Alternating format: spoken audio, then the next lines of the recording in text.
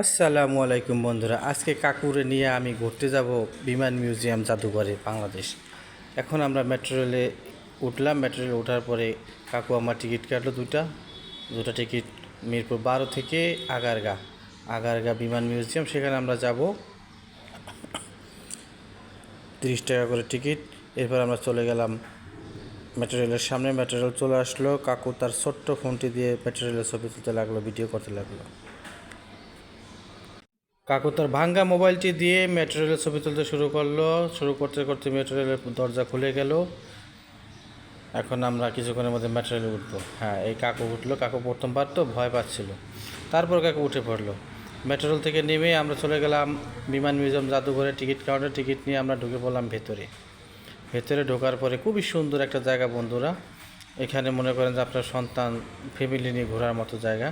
এখানে অনেকগুলো বক আছে, বকগুলো দাঁড়া করে রাখাচ্ছে, এবং এখানে আছে আপনার কুমির, আরও কিছু প্রাণী আছে। আর সবচেয়ে বড় প্রাণী যে মানুষ প্রাণীগুলো, এগুলো আপনি দেখতে পাবেন। খুবই বিভিন্ন ধরনের মানুষ প্রাণী, বিভিন্ন দেশের মানুষ এখানে আছে। এখানে আপনার পুরো পরিবার নিয়ে ঘোরার মতো একটি জায়গা।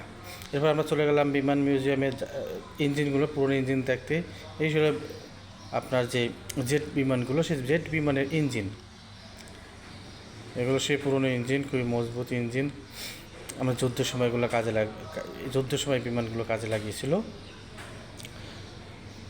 এখানে অনেক দর্শনার্থী। তবে রবিবার বন্ধ থাকে, রবিবার আসবেন না, আসবেন শনিবার শুক্রবার। খুবই মজার দিন, অন্য দিনে আসলে আপনি আরও মজা পাবেন। এখানে যে আমাদের পুরনো, যখন স্বাধীনতা যুদ্ধের সময় বিমান ইউজ করেছিল, সেই বিমানটা এটি। এবং এগুলো যেগুলো যুদ্ধ করেছিল সেই যুদ্ধ বিমান এগুলো। এবং আরও এগুলো যুদ্ধের পরে অনেক বিমান নষ্ট হয়ে গিয়েছিলো, এগুলো এখানে এনে সংরক্ষণ করা হয়েছে। আপনারা দেখতে পাচ্ছেন সারি সারি অনেক বিমান আছে।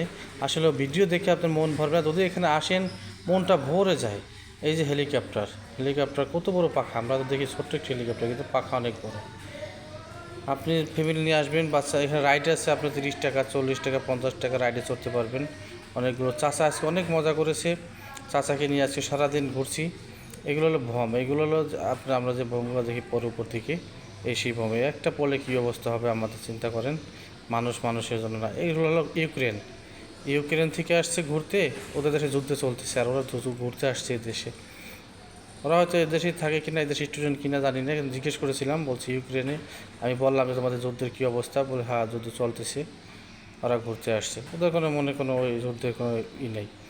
এটা হলো ইন্ডিয়ান এয়ারফোর্স। এটা স্বাধীনতার সময় আমাদেরকে দিয়েছিল, যুদ্ধের সময় আমাদেরকে দিয়েছিল, হেল্প করছিল। ব্যাং ভাই বসে আছেন ল্যাংটা হয়ে, তাকে তার কোলে বসার জন্য অনেক ছবি তোলাধুলি করে। আমার কাকু, এই যে কাকুর নিয়ে এসেছি, কাকু হলো গিয়ে বাঘের পিঠে চড়েছে। সবাই ঘোড়ার পিঠে চড়ে, কাকু চলে বাঘের পিঠে। এগুলো হলো ব্যাং জাম্প, এখানে চড়বেন, খুব মজা লাগবে। এখানে ঘূর্ণমান, যাদের হাড় দুর্বল তারা এখানে উঠবেন না। এখানে বাচ্চাদের জন্য আছে জিরাফে চড়ে মানুষ ঘুরতেছে, বাচ্চারা ঘুরতেছে। এই যে কাকু এবার যেন হাসে না, কাকু এবার মজার কাহিনী করছে, আশেপাশে মানুষজন হাসতেছিল। কাকুর খুব ভালো লাগছে এখানে ঘুরতে এসে। কাকু আউ আউ মাউ মাউ করা শুরু করে দিয়েছে এখানে এসে। খুবই সুন্দর জায়গা। এটা হলো রকেট, আমরা বাংলাদেশের সেই পুরনো রকেটের একটা আদলে তৈরি করে রেখেছে এই রকেট। আর এটি হলো আমাদের নব থিয়েটার। এখানে আপনার অনেক কিছু দেখার আছে। আমরা পানির ফোয়ারা দিয়ে চলে আসলাম বাহিরে। ধন্যবাদ।